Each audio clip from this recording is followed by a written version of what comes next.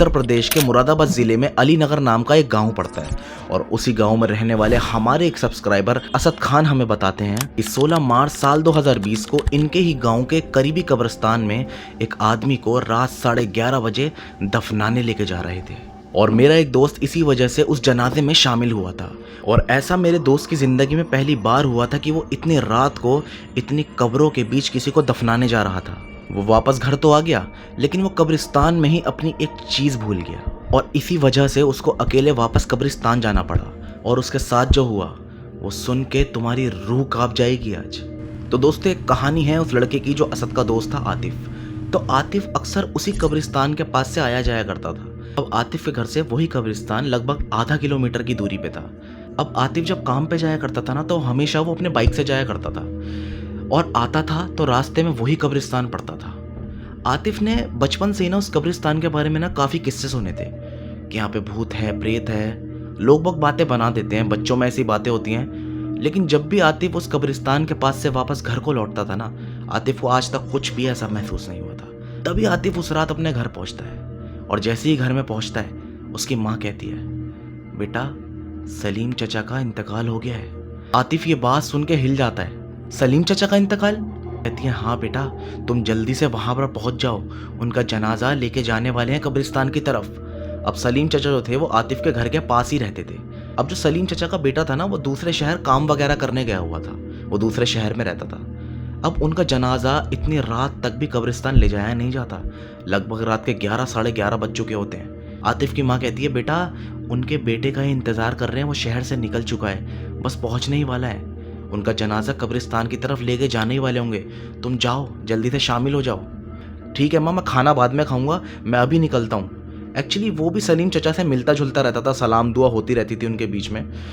तभी आतिफ की माँ बोलती है कि अरे बेटा तुमने इत्र लगाया है क्या, तुम्हारे अंदर से इत्र की खुशबू आ रही है। आतिफ कहता है कि हाँ इत्र तो माँ मैं रोज़ ही लगाता हूँ। कहती है, बेटा ऐसे जनाजे में तुम कब्रिस्तान में जाओगे तो ठीक नहीं है, तुम एक काम करो, पहले नहा लो, उसके बाद चले जाना, ऐसे खुशबू लगा के नहीं जाते। आतिफ कहता है कि माँ वक्त नहीं है, कभी भी उनका बेटा आता ही होगा और कभी भी जनाजा लेके कब्रिस्तान की तरफ पहुंच जाएंगे, मैं चला जाता हूँ माँ, कुछ नहीं होता। ये कह के अपनी बाइक स्टार्ट करके आतिफ वहीं पर पहुंच जाता है। सलीम चचा के घर पहुंचता है, वहाँ पे देखता है बहुत ही गमी का माहौल होता है। सभी रिश्तेदार, मोहल्ले पड़ोस के लोग आए हुए होते हैं और बहुत रो रहे होते हैं। तभी थोड़ी देर बाद सलीम चचा का बेटा शहर से वापस आ जाता है।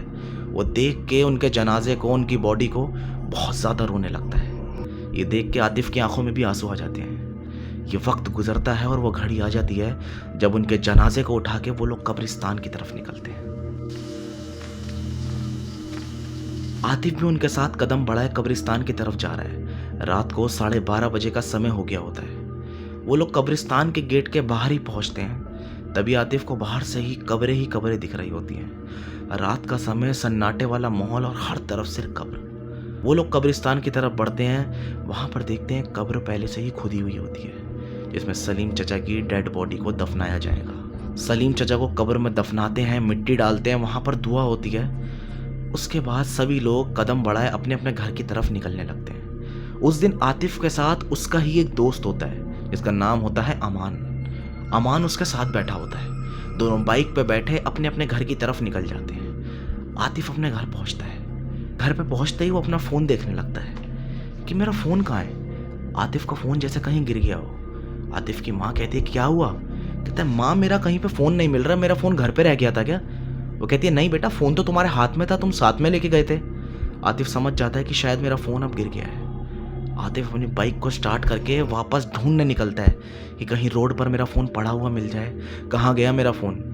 पूरे रास्ते उसका फ़ोन कहीं नहीं मिलता। आतिफ के दिमाग में एक ही चीज़ आती है, शायद मेरा फ़ोन कब्रिस्तान में ही गिर गया है। अब आतिफ की मजबूरी थी, आतिफ को ढूंढने जाना ही था। आतिफ उस कब्रिस्तान के अंदर जाता है। वहाँ पर आतिफ को बहुत ही डर लग रहा होता है, अनकंफर्टेबल फील। रात को ईरी वाइब, सन्नाटा, और आतिफ कब्रों के पास अपना फ़ोन ढूंढ रहा है। उसी कब्र की तरफ जाता है जहाँ पर सलीम चचा की डेड बॉडी दफनाई थी। वहाँ पर आतिफ खड़ा हुआ अपना फ़ोन ढूंढ रहा होता है। हर तरफ उसको बस कब्र ही नज़र आ रही होती है। आतिफ के दिमाग में बस ये बात होती है कि किसी तरह मेरा फ़ोन मिल जाए और मैं यहाँ से निकल जाऊँ। आतिफ इधर उधर ढूंढ रहा होता है, तभी उसको एक इत्र की शीशी मिलती है।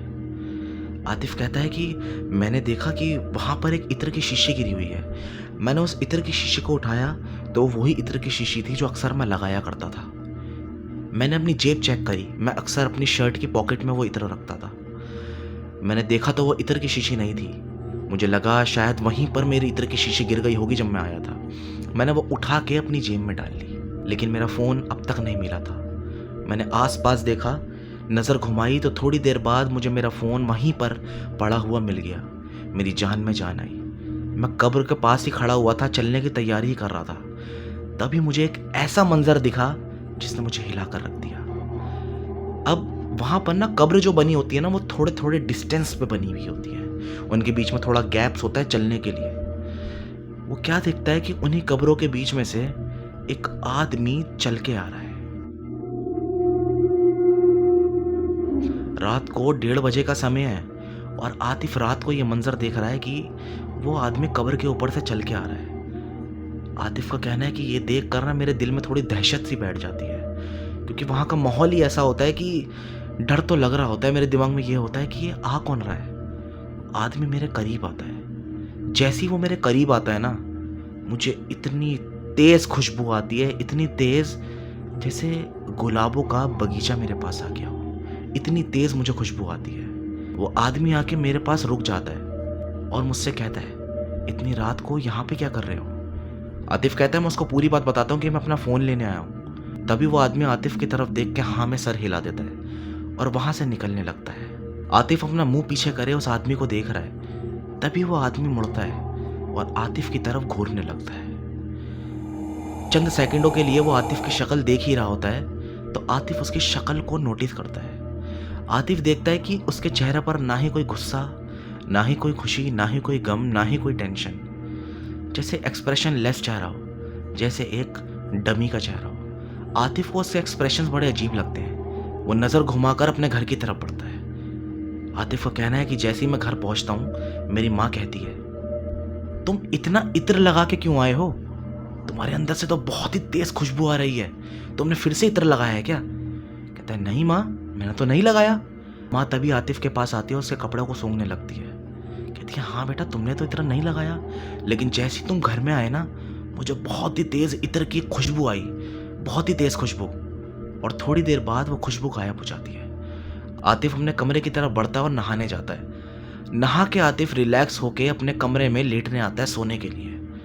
आतिफ उस रात लेटा होता है। आतिफ की आंख लगने वाली होती है, कच्ची पक्की उसकी नींद होती है। तभी आतिफ ने महसूस किया, मेरी आंख लगने ही वाली थी, मैं कच्ची पक्की नींद में था। तभी मुझे इतनी ज़ोर से वही सेम खुशबू आई जो मैंने कब्रिस्तान में उस आदमी के अंदर से महसूस करी थी। सेम वही खुशबू। और ये सूंघने के बाद मैं एकदम से झट से उठ गया। मेरी नींद उस वक्त ही टूट गई। मुझे समझ नहीं आ रहा था ये खुशबू बार बार क्यों आ रही है। आतिफ को वही पूरा मंजर याद आ गया कि कैसे वो आदमी उन कब्रों के बीच में से चल के आ रहा था। उस आदमी के अंदर से कैसी खुशबू आ रही थी। ये डर आतिफ के मन में घर कर गया। आतिफ ने उसी वक्त अपने रूम की सारी लाइट जलाई। आतिफ का कहना है कि मैं उस पूरी रात ढंग से सो नहीं पाया। रात गुजर जाती है, सुबह होती है। आतिफ की माँ उसके कमरे में आती है। तुम बेटा अभी तक काम पे नहीं गए क्या? आतिफ कहता है, माँ आज मेरी हालत ठीक नहीं लग रही है। मेरा सर बहुत भारी हो रहा है। मुझे ऐसा लग रहा है कि मेरी तबीयत ठीक नहीं है। ऐसा लग रहा है कि आज मैं काम पे जा ही नहीं पाऊंगा। माँ कहती है कि ठीक है बेटा, तुम एक काम करो, आज तुम अपनी तबीयत ठीक करो, जाओ डॉक्टर के यहाँ से दवाई लेके आ जाओ। आतिफ माँ की बात मान के डॉक्टर के पास चला जाता है। डॉक्टर पूछता है क्या हुआ।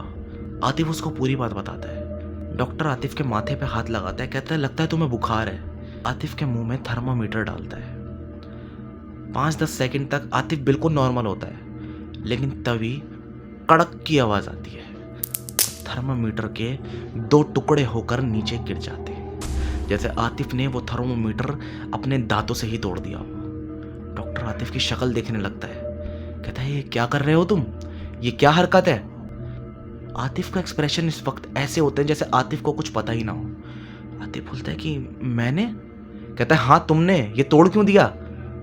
आतिफ को जैसे कुछ पता ही ना हो, जैसे आतिफ ने वो हरकत की ही ना हो। आतिफ कहता है कि मैंने ये जानबूझकर नहीं किया, मुझे माफ़ कर दो। डॉक्टर भी कहता है चलो ठीक है। वो उसको दवाई देता है। आतिफ अपने घर की तरफ बढ़ जाता है। अब आतिफ अपने घर पे पहुंचता है। आतिफ को तेज बुखार होता है। उसकी माँ कहती है कि बेटा आज तुम आराम करो। लेटा रहता है। शाम तक आतिफ की तबीयत थोड़ी ठीक होने लगती है। आतिफ की माँ कहती है कि बेटा एक काम करो, तुम सो जाओ, अब दवाई खा के आराम से सोना, सुबह उठ के तुम्हें अच्छा फील होगा, अच्छा लगेगा। आतिफ भी बात मान के अपने कमरे में लेटा हुआ होता है। अब अगले दिन जब सुबह होती है ना, तो आतिफ की माँ उसके कमरे में आती है देखने की मेरे बेटे की तबीयत कैसी है। आतिफ के रूम का दरवाज़ा खोलती है तो वो क्या देखती है कि आतिफ पूरा का पूरा चादर के अंदर लिपटा हुआ पड़ा हुआ है। ऐसे लिपटा हुआ पड़ा हुआ है जैसे मरने के बाद किसी आदमी को कफन के अंदर लपेट दिया जाता है ना, ऐसे आतिफ ने पूरी चादर अपने ऊपर लपेट रखी होती है। उसका पूरा चेहरा तक ढका हुआ होता है। ये चीज़ देखकर आतिफ की माँ घबरा जाती है। कहती है आतिफ बेटा ये क्या हुआ तुम्हें, ऐसे क्यों लेटे हुए हो। उसकी चादर हटाती है। आतिफ कहता है माँ मुझे बार बार सपने में वही आदमी नजर आ रहा है जो कब्रिस्तान में मुझे दिखा था। मैं जब भी मेरी आंख लगती है और जब भी मैं सोता हूँ मुझे हर बार सेम सपना आता है कि मैं उसी कब्रिस्तान में खड़ा हुआ हूँ और वो आदमी सामने से कब्रों के बीच में से चल के आ रहा है। ये चीज़ सुन के आतिफ की माँ कहती है बेटा तुम्हारे दिल में ना डर बैठ चुका है, ये सब बातें अपने दिमाग से निकाल दो। तुम्हारे साथ उस दिन ऐसा हुआ था ना, इसलिए डर बैठ चुका है। इन सब चीज़ों के बारे में इतना सोचते नहीं है। आतिफ को समझाने लगती है। आतिफ भी उनकी बात समझने की कोशिश करता है लेकिन आतिफ नॉर्मल नहीं होता। आतिफ की माँ टेंशन में होती है। तभी उनके मोहल्ले में उनके पड़ोसियों में से ही आतिफ की माँ एक औरत को ये सब बात बताती है। कहती है मेरा बेटा उस रात कब्रिस्तान गया था। उसने बताया कि कब्रों के बीच में से एक आदमी चलता हुआ नजर आ रहा था। उसने देखा और उसको बहुत ही तेज खुशबू आई और जब आतिफ घर आया था ना तो मुझे भी बहुत जोर की खुशबू आई थी। ये बात सुन के उस औरत की आंखें फटी रह जाती हैं। कहती हैं इस चीज को तुम हल्के में मत लो, क्योंकि जो चीजें तुम बता रही हो ना, रात के समय कब्रों के पास किसी का मिलना, घर में बार बार खुशबू आना और अजीब अजीब सपने आना, ये घर में जिन होने की अलामत है, जिन्नात होने की अलामत है। ये बात सुन के ना वो हिल जाती है। कहती है क्या? कहती है हाँ। कहती है मेरे ही जानने वाले कोई आलिम हैं जो इन सब चीज़ों का इलाज करते हैं। मैं तुम्हें उनका नंबर दे दूंगी, तुम फ़ोन करके उन्हें घर पे बुला लेना, वो सब बता देंगे। आतिफ की माँ कहती है कि नहीं नहीं मेरा बेटा बिल्कुल ठीक है, उसके दिल में बस डर बैठ चुका है। कहती है अगर तुम्हें यकीन नहीं है ना तो रात के वक्त छुपके से उसको देखना कि वो करता क्या है, क्योंकि इन चीज़ों का जोर रात के समय ही ज़्यादा होता है। ये बात सुन के आतिफ की माँ घर को लौटती है। रात भी आ जाती है। आतिफ की माँ रात को घबरा रही होती है और उसके दिमाग में यही सब बातें चल रही होती हैं। तभी आतिफ की माँ रात के समय आतिफ के कमरे में आती है उसको देखने, लेकिन आतिफ कमरे में होता ही नहीं है। वो घबराती हैं और आतिफ को हर तरफ ढूंढने लगती हैं कि आतिफ गया कहाँ। वो घर का मेन गेट देखती हैं जो कि अंदर से लॉक्ड होता है। वो समझ जाती हैं कि आतिफ कहीं बाहर तो नहीं गया। उनका दिमाग में आता है कि ये आतिफ छत पे तो नहीं है। वो छत की तरफ बढ़ती हैं। तभी वो हल्का सा गेट खोल के क्या देखती हैं कि आतिफ छत के बीचों बीच खड़ा हुआ है, अपने हाथों को फैलाए आसमान की तरफ देख रहा है और वो धीरे धीरे अपनी गर्दन को इतना पीछे इतना पीछे इतना पीछे करता है जैसे उसकी आंखें पीछे की तरफ आ गई हों। इतना पीछे वो अपना मुंह करता है। ये देख के आतिफ की माँ कांप उठती है। वो समझ जाती हैं कि वो ठीक कह रही थी, आतिफ के साथ कुछ गलत हो चुका है। वो अगले दिन उसी आलिम का नंबर लेती हैं और उनको सारी बात बताती हैं। वो घर पे आते हैं। वो आतिफ के पास बैठते हैं। उस वक्त आतिफ बिल्कुल नॉर्मल होता है। वो आतिफ से पूछते हैं, कहते उस रात क्या देखा था तुमने? आतिफ उन्हें पूरी बात बताता है। कहते कि वो खुशबू तुम्हें अक्सर आया करती है क्या? आतिफ कहता है हाँ। कहता है सपने में भी बार बार वही दिखाई देता है? आतिफ हाँ में सर हिला देता है। वो आतिफ की माँ से कहते हैं इसके ऊपर कोई जिन हावी हो चुका है। ये बात सुन के आतिफ की माँ हिल जाती है।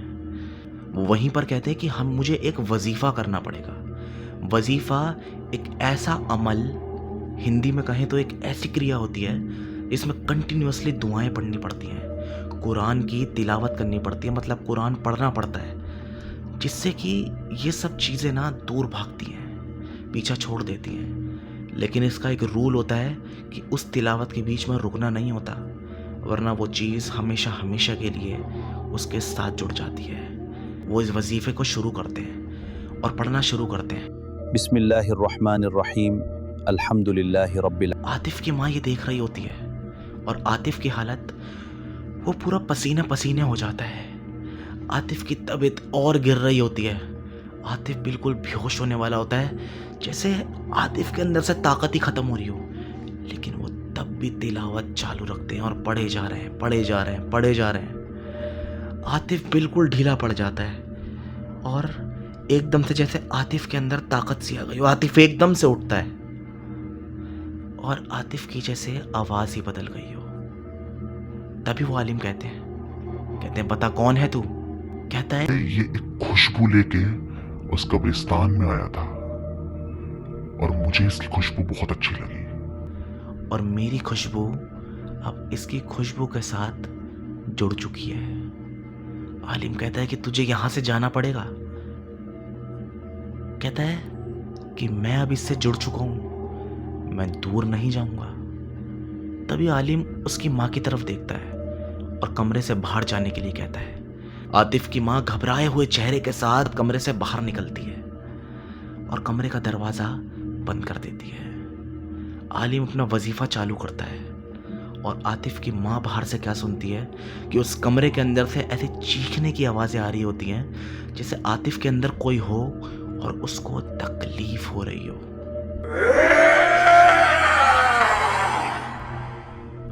थोड़ी देर बाद वो दरवाज़ा खुलता है और आतिफ अपने बेड पर लेटा हुआ मिलता है। आतिफ का शरीर पसीने से लथपथ होता है, लेकिन इस बार आतिफ अपने आप को हल्का महसूस कर रहा होता है, नॉर्मल हो गया होता है आतिफ। तभी वो उसकी माँ से एक बात कहते हैं ये चीज़ें ऐसी होती हैं ना जो दोबारा वापस आने की कोशिश ज़रूर करती हैं। अभी तो आतिफ बिल्कुल ठीक है, मैं तुम्हें पानी दे रहा हूँ, ये पानी कुरान पाक की तिलावत का है। पानी को आतिफ को पिलाते रहना। और एक बात और, आतिफ अपनी ज़िंदगी में कभी नमाज ना छोड़े, क्योंकि जब तक ये नमाज पढ़ता रहेगा वो चीज़ इस पे हावी नहीं हो पाएगी। और जिन्होंने हमें ये कहानी भेजी है असद भाई ने, वो बताते हैं कि मेरा दोस्त आतिफ आज बिल्कुल ठीक है। तो दोस्तों, कहानी अच्छी लगी हो तो सब्सक्राइब करे बगैर मत जाना, ताकि तुमसे ऐसी कोई भी कहानी मिस ना हो। वीडियो को लाइक कर देना और कमेंट में बताना वीडियो कैसी लगी। मिलते हैं नेक्स्ट वीडियो में।